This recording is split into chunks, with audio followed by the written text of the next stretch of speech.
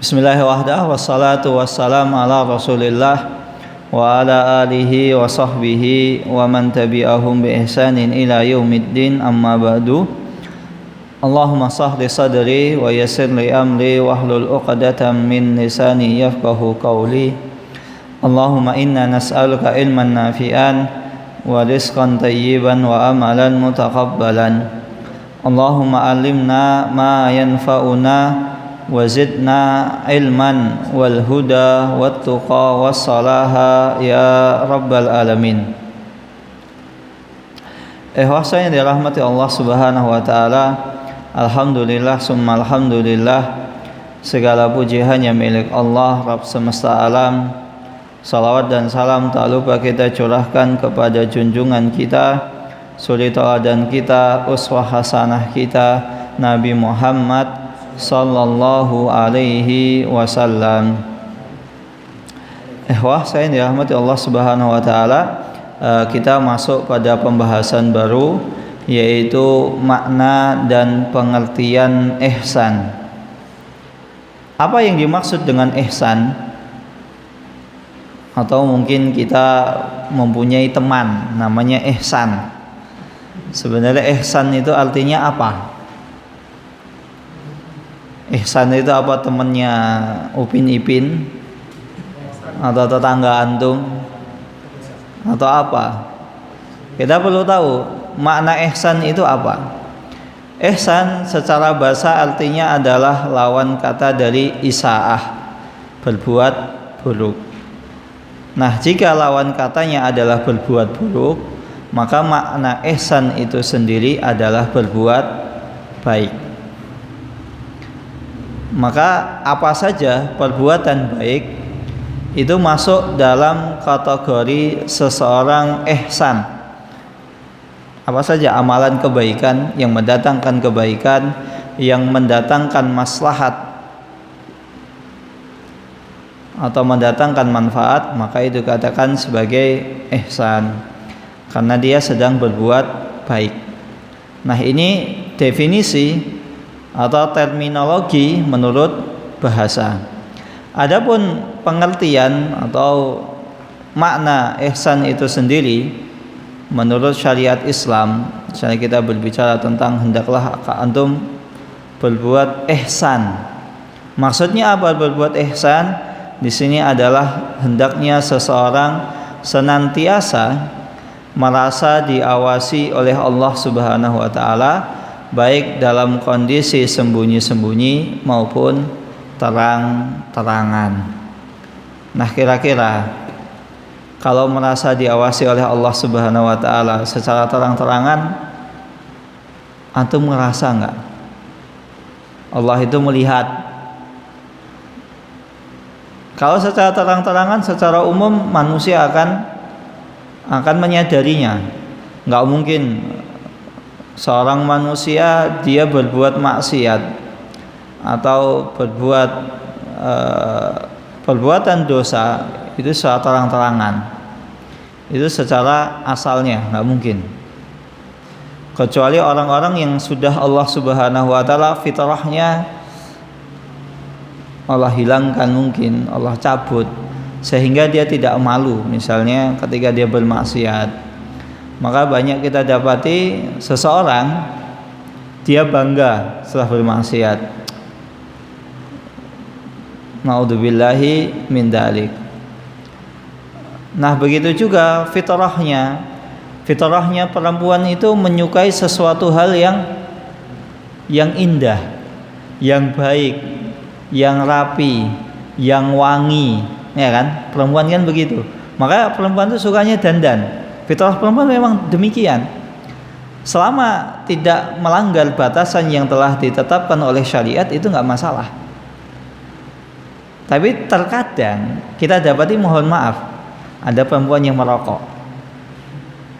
Rokok itu identik dengan apa? Sesuatu hal yang, ya kalau misalnya Ustadz, rokok kan ada yang mengatakan makruh, baik. Rokok itu ya walaupun jumhur ulama mengatakan haram, Kalaupun ada yang mengatakan makruh, ulama-ulama belakangan, dan itu sebenarnya tidak tepat karena Bahsun Masail Nahdlatul Ulama tahun 1928 para ulama cendekiawan alim ulama telah bersepakat bahwasanya rokok itu hukumnya haram. Nah, rokok itu baunya saja itu apa? Wangi apa enggak? Enggak. Baunya enggak enak. Maka antum misalnya dekat-dekat orang yang pecandu rokok, antum sholat sampingnya, itu masya Allah.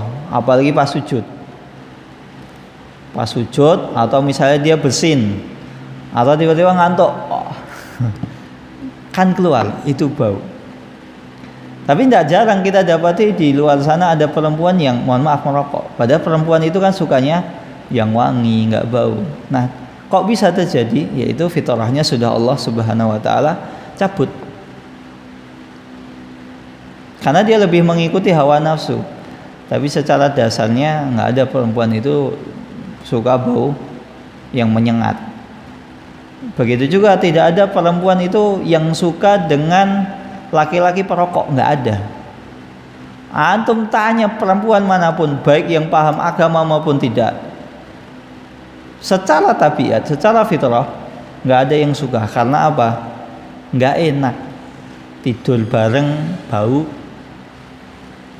Maka biasanya ya, kalau misalnya ada suami ngerokok gitu, ngerokoknya biasanya di luar.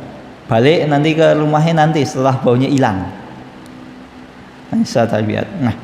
Nah ihsan nggak mungkin seseorang itu secara tabiatnya dia mau bermaksiat secara terang-terangan. Secara tabiat tidak mungkin. Karena ya kalau mungkin dia tidak merasa diawasi oleh Allah, dia malu dengan orang lain. Nah yang sulit adalah merasa diawasi oleh Allah Subhanahu wa taala dalam kondisi sembunyi-sembunyi. Maka kita berharap meminta kepada Allah Subhanahu wa taala agar kita senantiasa dijaga oleh Allah Subhanahu wa taala agar tidak terjatuh dalam lubang dosa atau jurang maksiat. Jangan sampai, karena ketika seseorang itu sering melakukan maksiat secara sembunyi-sembunyi, itu bisa jadi menghantarkan seseorang kepada kehidupan yang buruk atau su'ul khatimah. Naudzubillahi min dalik. Nas'alullah salamata wal ihsan. Nah, ini adalah definisi dari ihsan tersebut, yaitu berbuat baik. Adapun rukun ihsan itu yaitu ada satu. Apa itu? Anta budallah ka'annaka tarah. Ketika kita beribadah kepada Allah Subhanahu wa taala, kita senantiasa merasa diawasi oleh Allah Subhanahu wa taala. Kita sadar betul bahwasanya Allah Subhanahu wa taala mengawasi kita. Maka ketika seseorang misalnya Allahu Akbar, itu bukan hanya sekedar pengucapan, perenungan juga. Allah Maha Besar. Saya sedang menghadap Allah Subhanahu wa taala beribadah. Saya makhluk yang hina, tidak selayaknya saya bermaksiat kepada Allah Subhanahu wa taala. Nah, demikian. Ketika seseorang dia bertakbir Allahu Akbar, bukan hanya Allahu Akbar tanpa perenungan. Maka mungkin antum pernah dapati seseorang ketika sholat ya cuman sembahyang. Apa itu sembahyang? Sembah asal goyang. Beribadah cuma yang penting goyang, gerak gitu loh. Ada orang sholat Allahu Akbar, sami Allahu liman hamidah, kayak badannya itu kayak apa ya?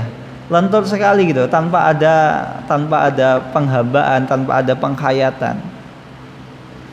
Maka nggak heran kenapa katanya inna sholata tanha 'anil fahsya'i wal munkar. Saya sering sholat tapi kok saya masih sering maksiat. Kok coba kamu cek sholatmu. Semakin sholat seseorang itu benar, semakin seseorang sholatnya meniru Rasulullah Shallallahu Alaihi Wasallam, maka semakin sholat tersebut itu bisa mencegah seseorang dari perbuatan keji dan mungkar.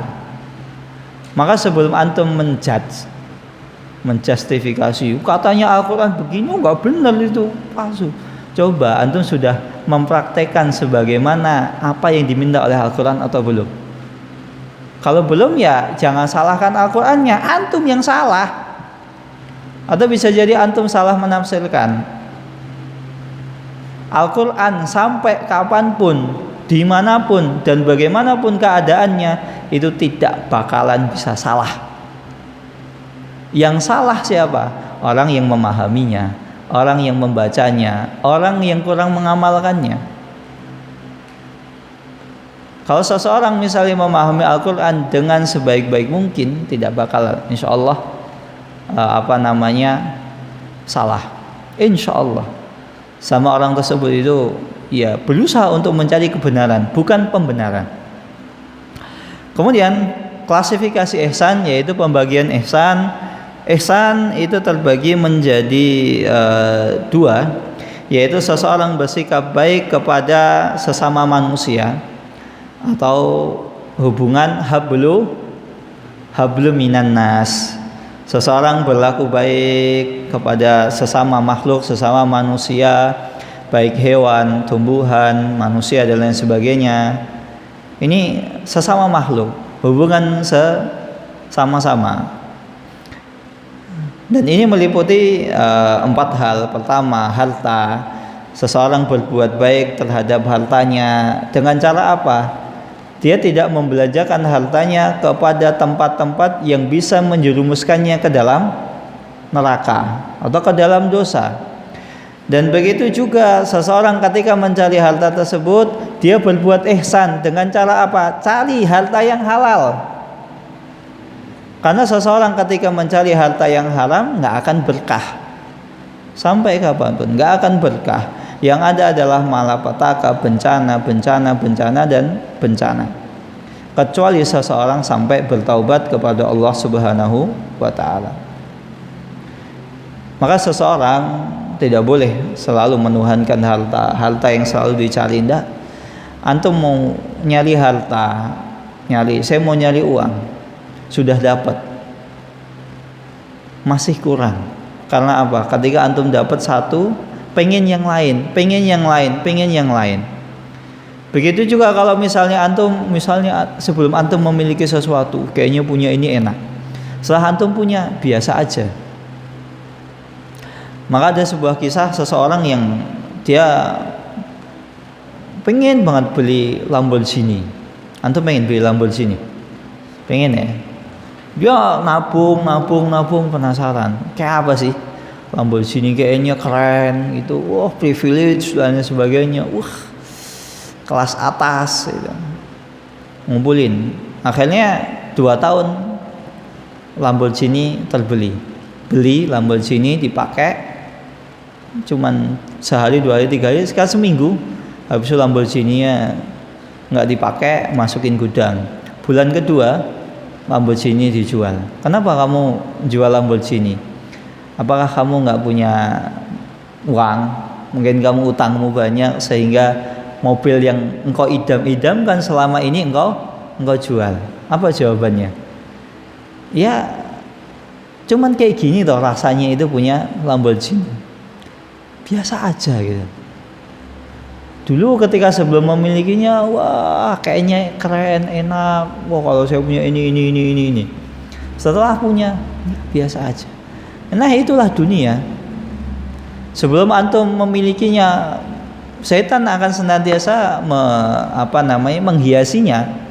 Tapi setelah antum punya, biasa aja. Nah begitu juga dunia. Maka seseorang ketika mengejar dunia nggak akan ada habisnya. Kejual terus sudah punya ini, pengen ini. Sampai kapan? Sampai akhirnya mulutnya disumpal dengan tanah. Sudah selesai. Dan itulah penyesalan, naudzubillahi min dzalik. Kemudian yang kedua, ihsan kedua yaitu kehormatan. Bagaimana seseorang berbuat baik terhadap kehormatannya? Dia menjaga kehormatannya, jangan sampai dia menjatuhkan kehormatannya kepada hal-hal yang bisa menodainya. Contoh, menodai kehormatan. Seseorang misalnya dia berzina, naudzubillahi min dzalik, sudah punya istri, malah cari yang lain gitu loh. Ya daripada antum misalnya selingkuh, mending antum poligami. Syariat Islam telah memberikan solusi.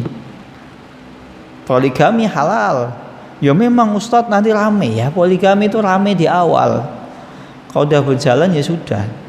Maka ada sebuah kaidah, daripada antum izin mending antum minta maaf. Iya. Ya sudah, untuk apa? Pertama pastikan istri antum orang yang paham agama gitu loh. Ya walaupun syariat poligami mau sampai kapanpun, itu kalau berbicara dengan perasaan, perempuan nggak akan bisa menerima sampai kapanpun. Tapi pertanyaannya, kenapa poligami ada dalam syariat Islam? Kenapa? Karena kita harus menundukkan hawa nafsu.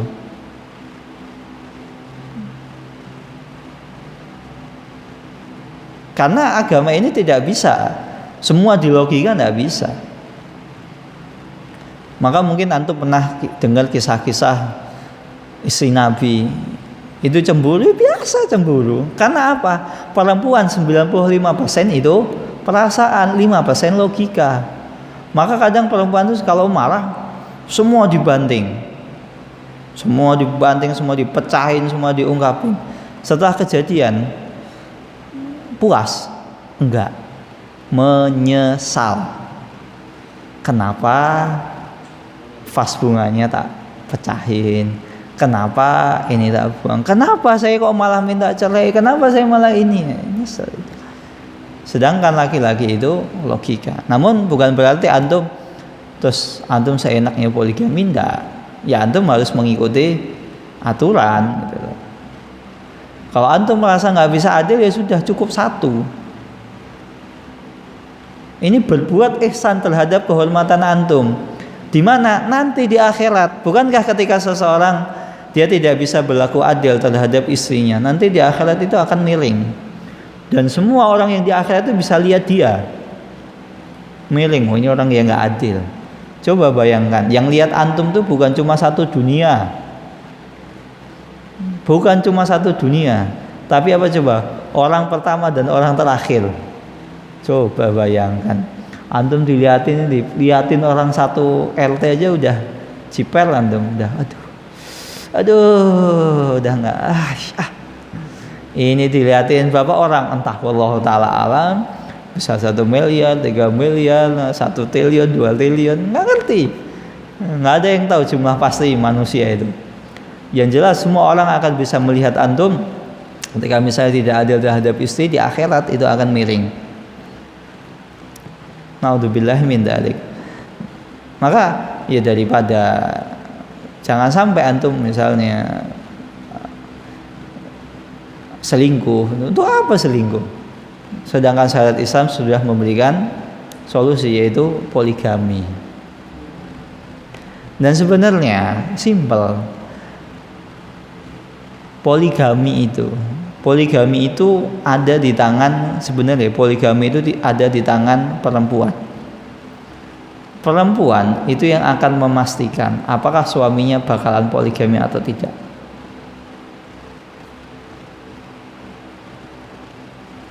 Iya.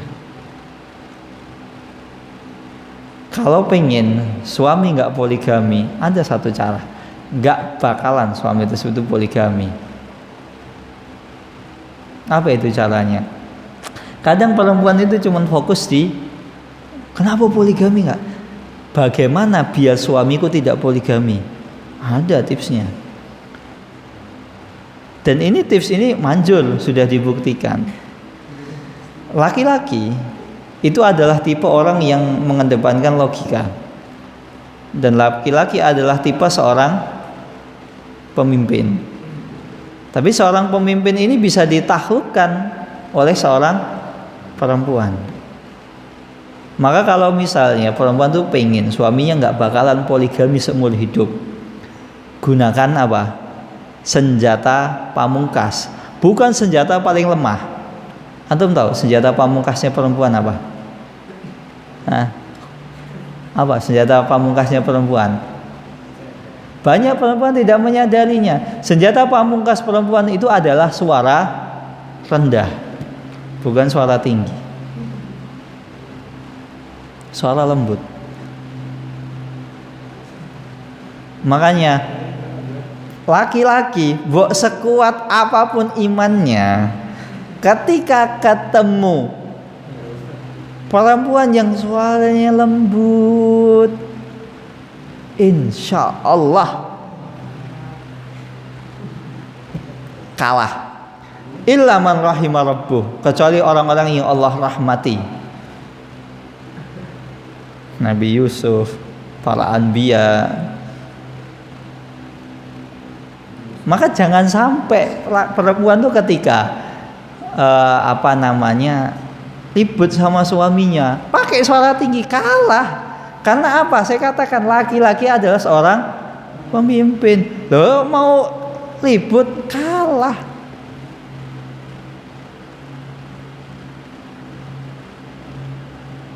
Iya. Antum bisa buktikan kalau misalnya ibu antum itu sama suami, walaupun suaminya bagaimana. Tapi yang jelas namanya manusia itu nggak ada yang sempurna. Selalu mempraktekkan suara rendah. Saya yakin suami nggak bakalan poligami. Apa yang mau dicari? Nggak bakalan poligami, insya Allah. Kalaupun terjadi, ya itu orang yang kurang ajar. Karena ya sudah, perempuan laki-laki itu menikahi perempuan, apa yang dicari? Apa? Sifat keibuannya, lemah lembutnya. Jadi kalau perempuan pakai nada tinggi, ya ngapain? Saya laki-laki. Coba, antum mungkin punya adik perempuan atau kakak perempuan. Mungkin suatu ketika antum pernah ribut ya, ribut gitu. Terus tiba-tiba adik atau kakak antum pakai suara rendah. Oh iya dik, maaf. Kira-kira antum yang sudah suaranya antum naikkan, apa yang antum lakukan? Antum salting. Oh iya, aduh gimana ya? Iya, itu senjata rahasia perempuan. Kalau laki-laki diajak keras, memang laki-laki dunianya ya dunia yang keras. Laki-laki itu isinya masalah semua hidupnya itu. Cuma laki-laki tidak menampakkan, diem ya. Sedangkan perempuan dia perasaan. Jadi ketika dapat masalah sedikit langsung ngomong, kok berat. Padahal kalau dibandingkan laki-laki, masalah problem laki-laki itu banyak. Sudah laki-laki tak laku-laku, lika-liku laki-laki tak laku-laku. Udah.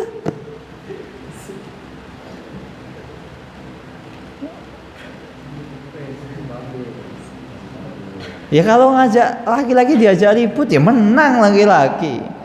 Beda kalau dia langsung masuk. Udah ngalah gitu. Kamu ini bla bla bla bla bla bla bla. Oh iya mas, aku salah gitu. Dah. Pet. Tunduk. Laki-laki itu pemimpin, tapi sangat mudah ditaklukkan oleh perempuan sejatinya. Cuman itu banyak. Nah, kenapa banyak laki-laki itu? Ini kenapa banyak laki-laki mungkin selingkuh atau lain sebagainya? Naudzubillahi min dzalik. Apa istrinya kurang? Enggak, istrinya enggak kurang. Bahkan fakta selingkuhan itu lebih jelek dibanding istri sah. Kenapa demikian?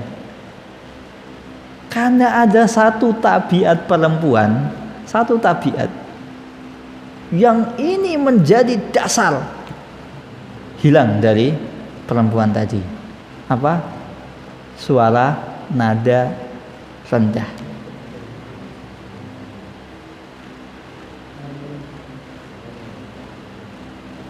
Maka kalau misalnya antum punya istri, Mas, tolong Mas ambil ini. Bu, antum di luar jenderal sekalipun, siap. Tolong Mas, Mas tolong ya ambilin jemuran. Langsung, ya. Tapi Abi ini loh, udah dibilangin suruh ngambil jemuran nggak diangkat-angkat. Kira-kira laki-laki apa?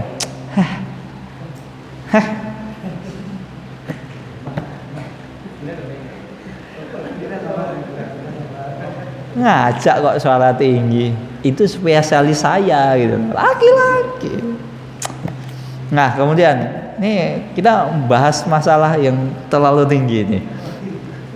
Kemudian ihsan yang ketiga adalah ilmu. Seseorang berbuat ihsan ilmu dengan cara apa?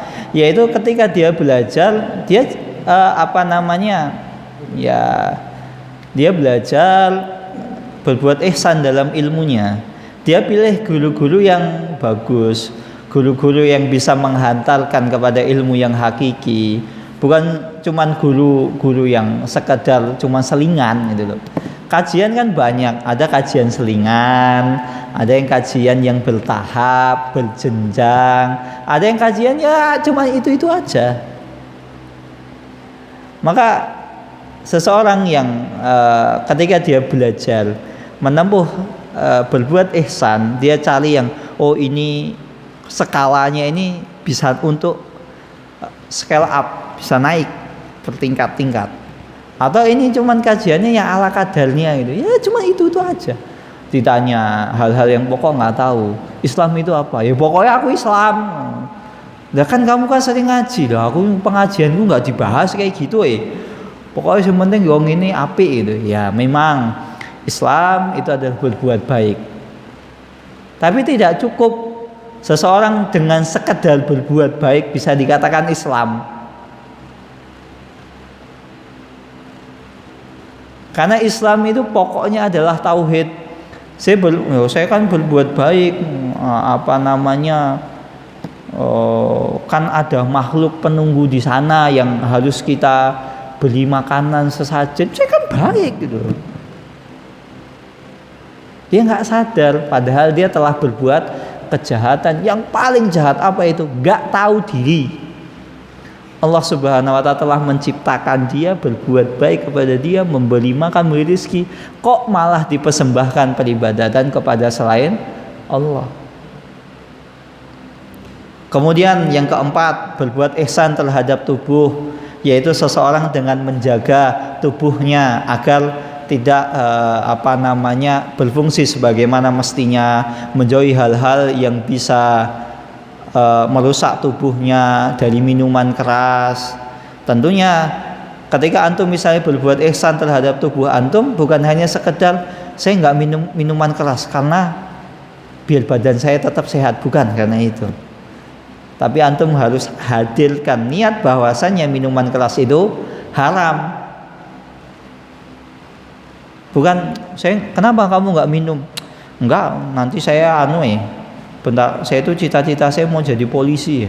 Kalau saya jadi polisi, badan saya suka mabuk-mabukan, nggak cocok saya jadi polisi.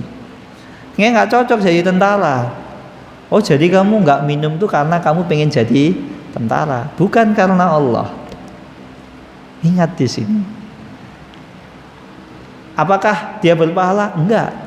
Dia cuma sekedar berbuat ihsan kepada tubuhnya, namun tidak dilandasi atas dasar agama.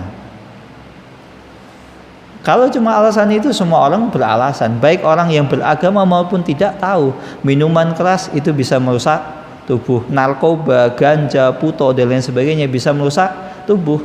Namun jangan hanya sekedar itu saja. Saya nggak mengonsumsi ini, saya menjauhi ini karena saya Saya berbuat ihsan terhadap tubuh saya. Dan di sisi lain itu adalah haram.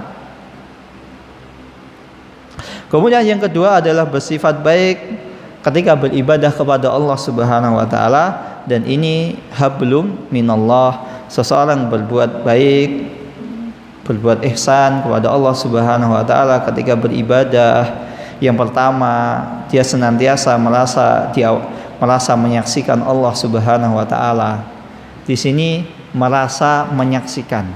Jadi seseorang ketika beribadah dia merasa bahwasanya Allah Subhanahu wa taala itu senantiasa mengawasinya. Bukan seperti orang, ada sebagian orang kalau kamu sholat, kamu belum merasa diawasi oleh Allah, sholatmu nggak sah, nggak tepat. Mau sampai kapan? Kalau misalnya sampai seseorang dia melihat Allah, nggak bakalan, karena Allah Subhanahu wa taala tidak bisa dilihat. Maka kadang ada orang ketika sholat Allah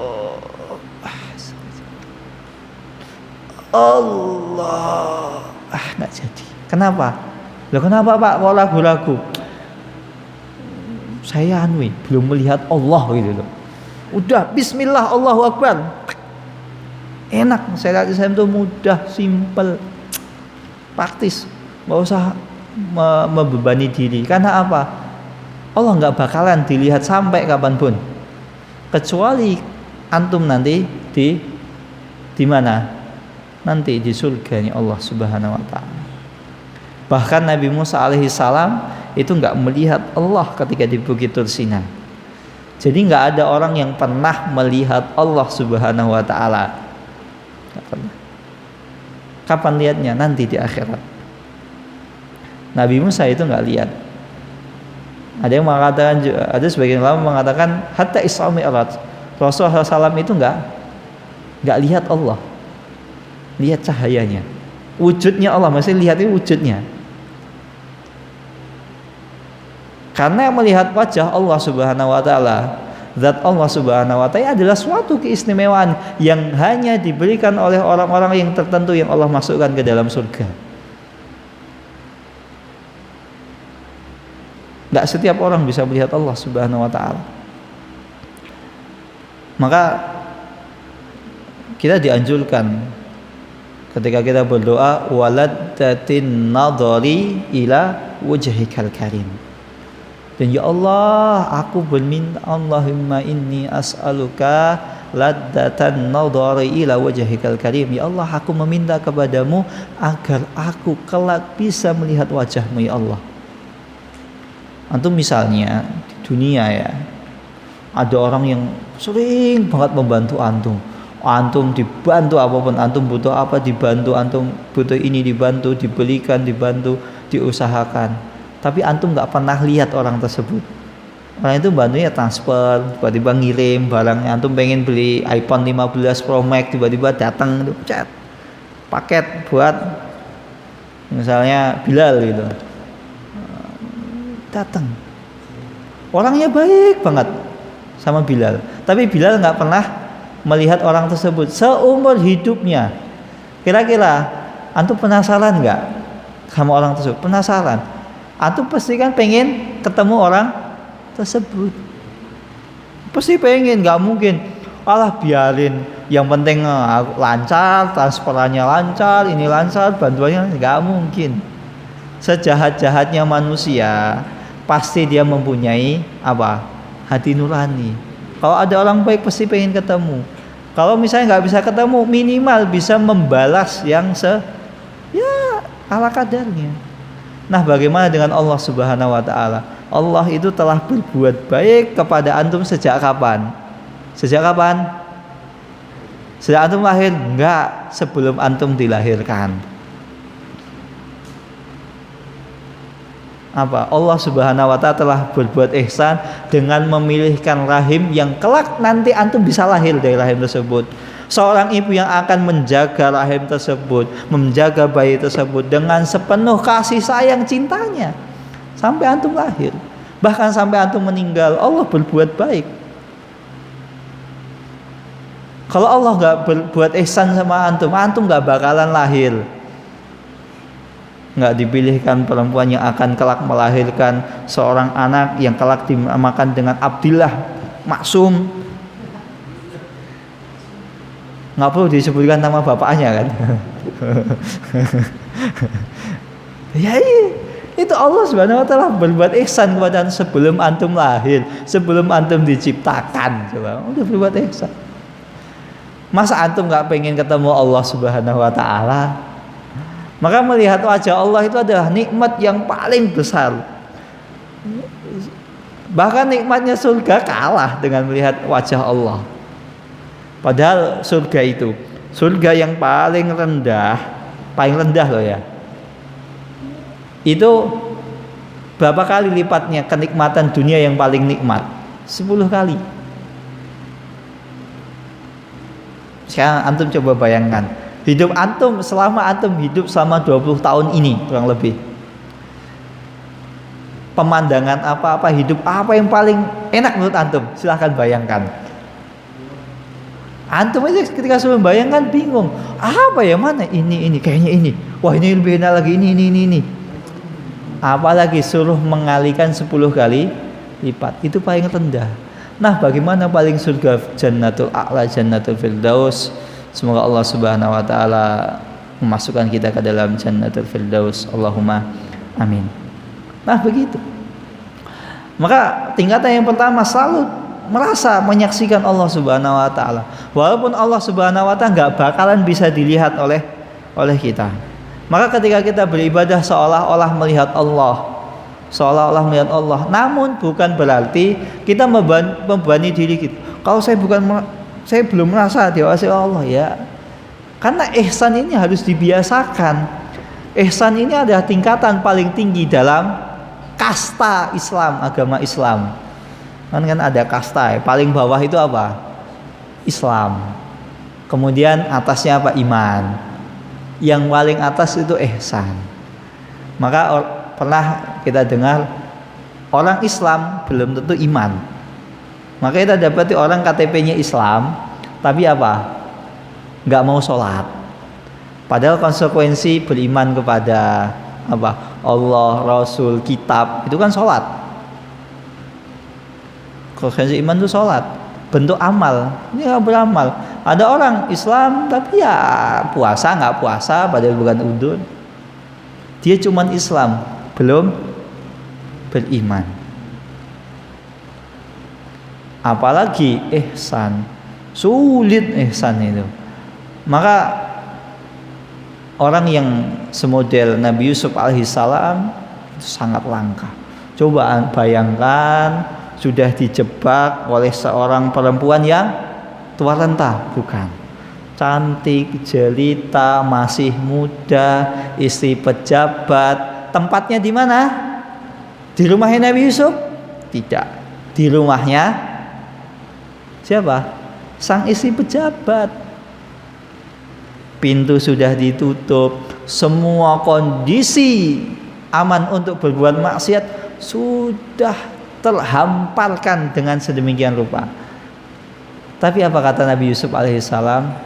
Inni akhafullah. Coba bayangkan, enggak semodel Nabi Yusuf alaihissalam itu susah.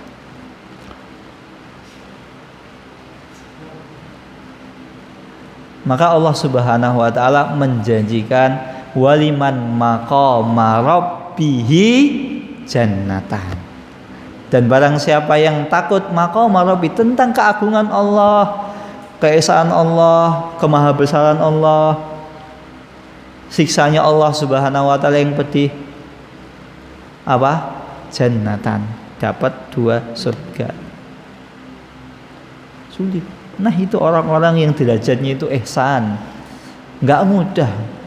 Maka harus perlu pembiasaan, banyak berbuat amal, beriman, mengamalkan, bukan hanya melalui lisan, melalui hati, ucapan, perbuatan, sehingga kelak seseorang akan bisa mencapai derajat ihsan.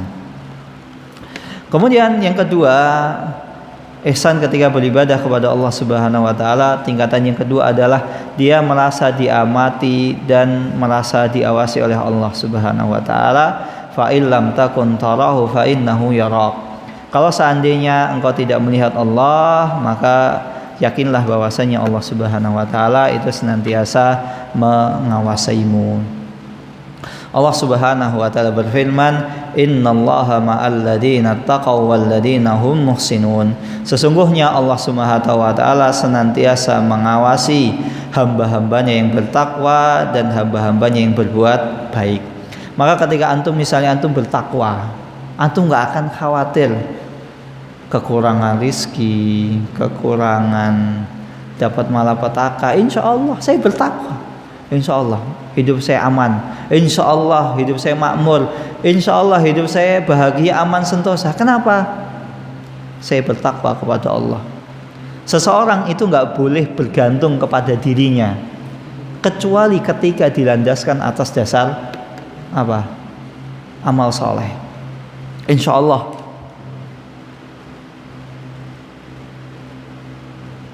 Maka ketika seseorang misalnya ini perbuatan haram, bismillah, insya Allah saya resign. Hidup saya nggak akan terlunta-lunta. Insya Allah, Allah pasti memberi rezeki. Saya kemarin ada seseorang cerita,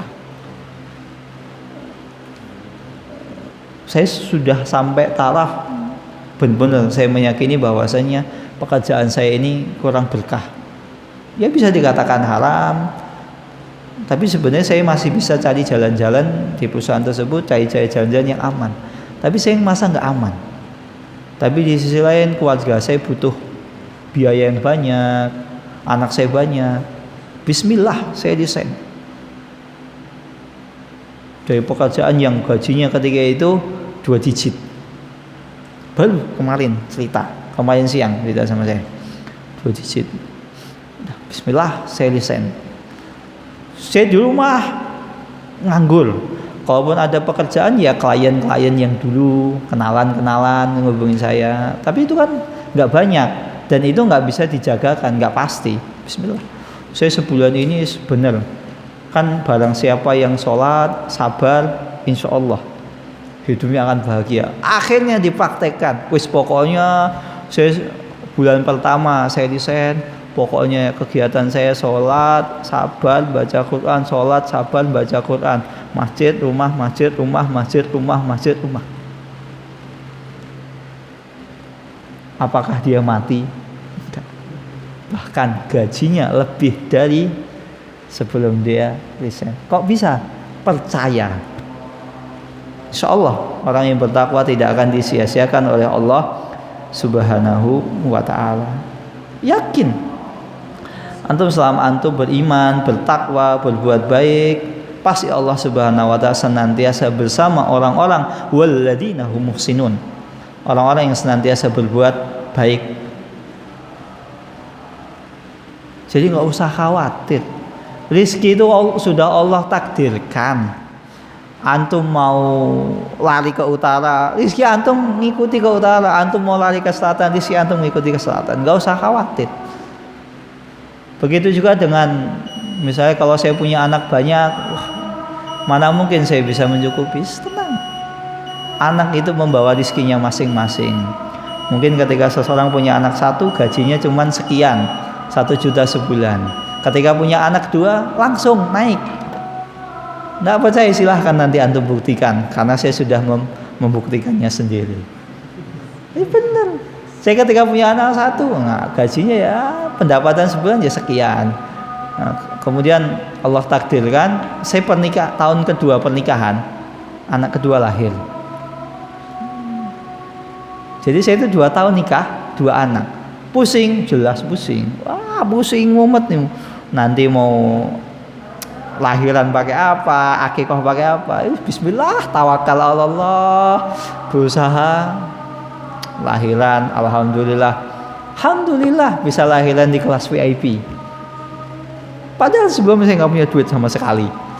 Bisa akikah, sudah. Tiba-tiba langsung pendapatan tiap bulannya bertambah. Alhamdulillah.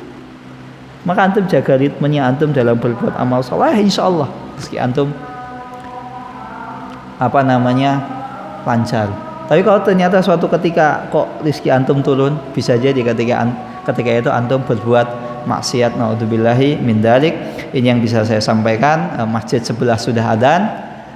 Kita tutup dengan doa khawatul majelis. Subhanakallahumma wa bihamdika asyhadu an la ilaha illa anta astaghfiruka wa atubu ilaik. Wassalamualaikum warahmatullahi wabarakatuh.